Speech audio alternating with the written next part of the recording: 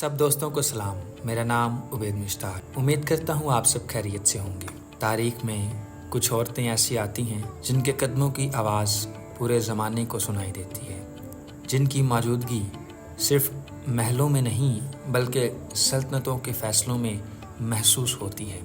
आज की वीडियो में हम बात करेंगे मलका नूरजहाँ की। वो मलका जो वक़्त से आगे थी, वो औरत जो सिर्फ हुस्न की पहचान नहीं बल्कि एक पूरी सल्तनत का चेहरा बन गई। सन 1577 कंधार की एक गली में एक बच्ची पैदा हुई। नाम रखा गया महरुन निसा। कोई नहीं जानता था कि ये बच्ची एक दिन मुग़ल दरबार की सबसे ताकतवर औरत बनेगी। महरुन निसा का ख़ानदान ईरान से हिजरत करके हिंदुस्तान आया। वालिद मिर्ज़ा गयास बेग आहिस्ता आहिस्ता बादशाह अकबर के दरबार में मुकाम हासिल करते गए। महरुन निसा बचपन से ही अक्लमंद, समझदार और खुश इखलाक थी। जवानी में उनकी शादी हुई शेर अफगन खान से, जो मुग़ल फ़ौज का एक बहादुर अफसर था। उनसे एक बेटी हुई, लाडली बेगम। लेकिन कुछ ही साल बाद शेर अफगन एक झगड़े में मारा गया और महरुन निसा बेवा हो गई, अकेली, जवान और दुनिया के सितमों के सामने तन्हा। यही वो लम्हा था जब वक़्त ने पलटा खाया। जब बादशाह जहांगीर ने पहली बार महरुन निसा को देखा तो जैसे वक़्त थम सा गया। उनकी खूबसूरती, वक़ार और बात करने का अंदाज़, सब कुछ बादशाह के दिल में उतर गया। 1611 में जहांगीर ने उनसे निकाह कर लिया और वो बन गई मलका नूरजहाँ, दुनिया की रोशनी। लेकिन ये रोशनी सिर्फ हुस्न की नहीं थी, ये अक्ल, हिम्मत और इक़्तिदार की रोशनी थी।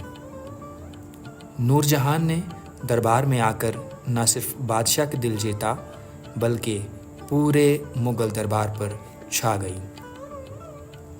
बादशाह की कमज़ोरी, बीमारी और शराब नोशी की आदत की वजह से हुकूमत संभालने की ज़रूरत थी और नूरजहाँ ने वो ज़िम्मेदारी अपने कंधों पर ले ली। अब फ़ैसले बादशाह नहीं करते थे बल्कि नूरजहाँ करती थी और बादशाह उन पर मोहर लगा देता था। उन्होंने अपनी ज़हानत से ऐसा मुकाम पाया कि सिक्का तक नूरजहाँ के नाम से जारी किया गया। ज़रब बनाम नूरजहाँ बादशाह बेगम। ये बात आज भी हैरान करती है कि एक औरत उस वक्त की दुनिया में ऐसा इख्तियार हासिल कर गई जो कई बादशाहों को भी नसीब ना हुआ। नूरजहाँ सिर्फ बादशाह के करीब नहीं थी बल्कि सल्तनत की सियासत में गहरा हाथ रखती थी। उन्होंने अपनी बेटी लाडली बेगम की शादी शहजादा शहरयार से कराई ताकि अगला बादशाह उनके कंट्रोल में रहे। अपने भाई आसिफ खान को वज़ीर आज़म बनाया ताकि दरबार में उनकी ताकत मजबूत रहे। लेकिन हर रोशनी के साथ कुछ साए भी होते हैं। दरबार में कुछ लोग नूरजहाँ से जलने लगे। वो कहते थे, एक औरत को इतना इख्तियार कैसे मिल सकता है। साजिशें हुईं, बगावतें हुईं, लेकिन नूरजहाँ ने हिम्मत न हारी। कई बार वो खुद बादशाह की जान बचाने जंग में गई।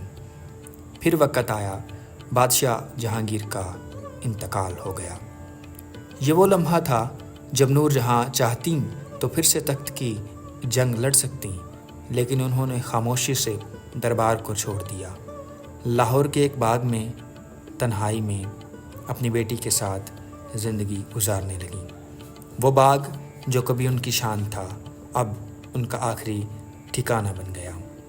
सन 1645 में मलका नूरजहाँ ने इस दुनिया को हमेशा के लिए अलविदा कहा।